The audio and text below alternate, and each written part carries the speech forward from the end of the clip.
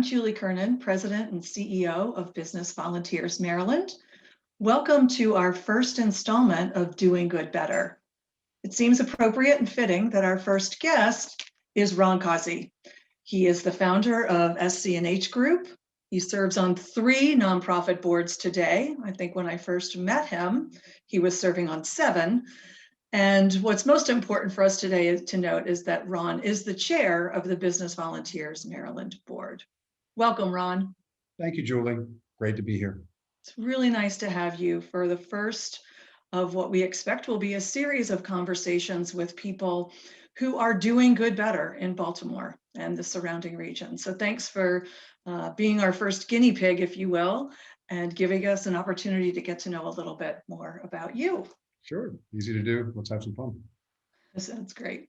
So Ron, let's start with, how are you doing good better? I guess I would start with the U from my perspective is SC&H. So, I'll talk about SC&H. We've, I guess, really from their get-go, we've coined the phrase, clients, colleagues, and community. So those are our pillars. So obviously one of those pillars is community. So it's been an important part of who we are, part of our culture since the inception.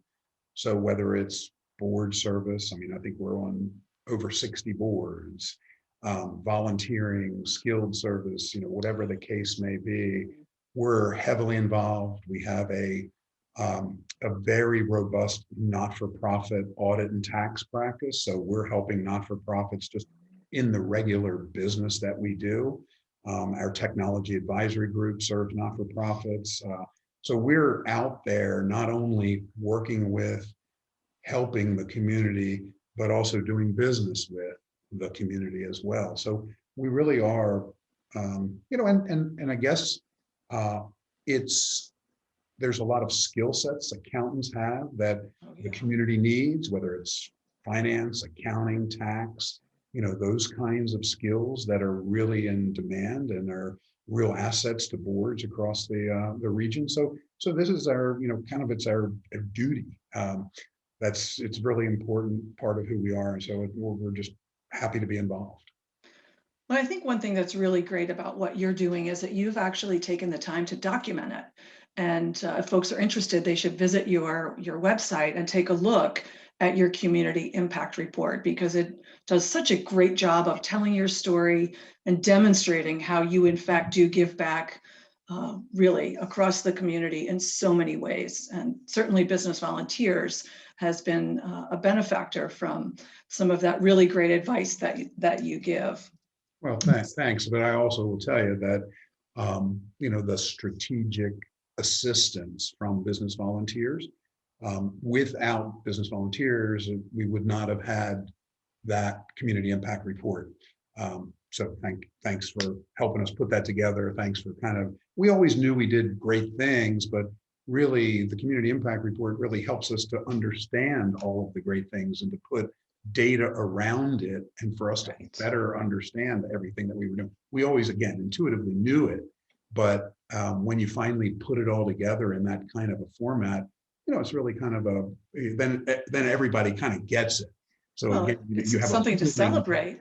Yes, absolutely. Really great. So we talked about how you are doing good better through SC&H, but how about what motivates and drives Ron Causey personally to engage in the community? Well, personally, I've always, look, I think first and foremost, it's the right thing to do. So, you just start with that. And you don't, but I'm also been somebody over the years that I like to check as many boxes as possible. So if you're going to do something, if it's the right thing to do, you also do it for as many other reasons as that apply, that are good. And so I've thought about it for myself and kind of then imparted that vision to the firm is, look, it's employee retention. If your employees love who you are and love what you're doing, does that make them proud of the organization and want to stay? Right. Yes. Is it a way to have leadership development? put some of our younger folks on some community service initiatives, have them direct the partners in the firm and Right. lead projects. Those are leadership development opportunities. Why can't you Absolutely. think about community service as a leadership development tool? Just trying to, think about it a little differently. It's good for business. I mean, the relationships that I personally have built on the various boards that I've served, you don't go onto a board saying, oh, my primary motivation is to, land business and all of that stuff. But, you would be, I think you need to pay attention and you build relationships with people and you help an organization. Well, you also build relationships with other board members and that invariably can turn into some business and it has over the years. So again, Right. another box being checked. And so I think that's, those are things that I like to think about that I think, all become important. And as many of those as you can put together, team building, esprit de corps, you work together, Absolutely. You all of break the, down barriers and work cross-functionally. It's really, so all of that's, to me, it's exciting to think about things that way. And, kind of, again, how can you have the most impact and be efficient in it? And once again, check those boxes.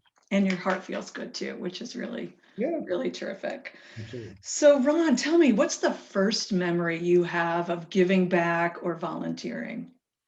Well, okay, so let's see. So my first where I was actually trying to do good better had to do with the Pride of Baltimore. And I was at Arthur Anderson at the time and got involved with the board there. And the executive director had a vision for trying to have an event. And we just started talking about it and kind of going back to the running. So I'm trying to tie the running into it. Well, I suggested that we have a relay race from one end of the state, so Western Maryland, starting in Western Wow. Maryland, and then another relay team starting in Ocean City that would come together and at the same time in the event that we were having in Baltimore City Inner Harbor, and Wow. coordinating that relay race across the state, which was kind of cool. I'd That's go out there on the really cool. course. I mean, I had to lay out the course and figure out where everybody was. I had to find the people to run the Right. course, but it ended up being a pretty exciting venture. And the Baltimore Roadrunners Club at the time, there was enough connectivity to the members there, and they were real supportive, and it was really, really kind of cool. That's great. That's Yep. great. Thanks for sharing that, Ron. So I'm sure some of the viewers that we have on this session today are going to hear your story about SC&H and think, wow, I'd really love to establish some kind of community engagement program where I work. What kind of advice would you give to someone who maybe needs to pitch that to an executive, a CEO, some kind of senior leadership team, so that they could help launch a program at their own organization? Yeah. Well, that's a interesting question, and I'll give my best to answer it because I mean, obviously, it depends. It depends on what are you trying to do, how big is it, what's your vision, what is your organization. But I would step back a minute and just in general terms and high level terms, let's understand your organization first. Who is your organization? What are you doing? What are you doing now? What are some of the senior leadership? What are they doing in the community? And Right. maybe latch on to somebody one of the executive leadership members who seem to be more actively engaged in the community, and then maybe bounce the ideas off of that person. If you really want to get bold and big, obviously, you bring prison volunteers and people to consult on A shameless plug. shame, We'll take how, it. how best to do that. But again, I mean, I think it's data gathering, fact gathering, understanding how big is that vision, maybe. But I would once again latch on to one of the senior leaders who seems to be more actively engaged in the community, bounce the ideas and evolve your ideas. And it ultimately depends on how big that idea is, how much is it going to cost, but have a plan. What's the plan? What do you hope to accomplish? How do you hope to accomplish it? How does that impact employee engagement? who might be, instead of going it alone, maybe there's a group of you internally that maybe it's 10, maybe it's 20, who knows? I mean, it depends on what you're going to do. But if there's a core group of employees and they are future leaders in the organization and they are all enthusiastic and excited about Right. something going as a group to present a well thought out plan, not just willy-nilly, but a very well thought out plan with a budget, with the whole 9 yards. And a return, right? Some kind of being able to demonstrate the return on that investment. Well, and returns are defined, many different ways. Soft ways too, sure. Exactly. So, but yeah, I mean, you need to think, and you need to have a real viable plan, and then execute. Good stuff, Ron. Thank you. Yeah. Okay, before we go, speed round. Oh my. What's your go-to outdoor spot during COVID? Gunpowder State Park. Okay, I thought you were going to say Inverness. No. That's number 2. Well, Inverness is great. I love it. But when it's outdoors, I like to get my hikes in, and I go to the horse trails by the Gunpowder River up around the Hereford Zone. So awesome. I absolutely love it. Good for your mind and your soul and your body at the same time. And my dogs. And your dogs. What's the last show that you binge watched? The last show that I binge watched. Oh, Narcos. Narcos. Oh, I think you told me about that one. Mm. Okay, finally, Ron, what book is on your bedside table? What book is on my bedside table? It's Einstein. Einstein. Good one. Yeah. Good.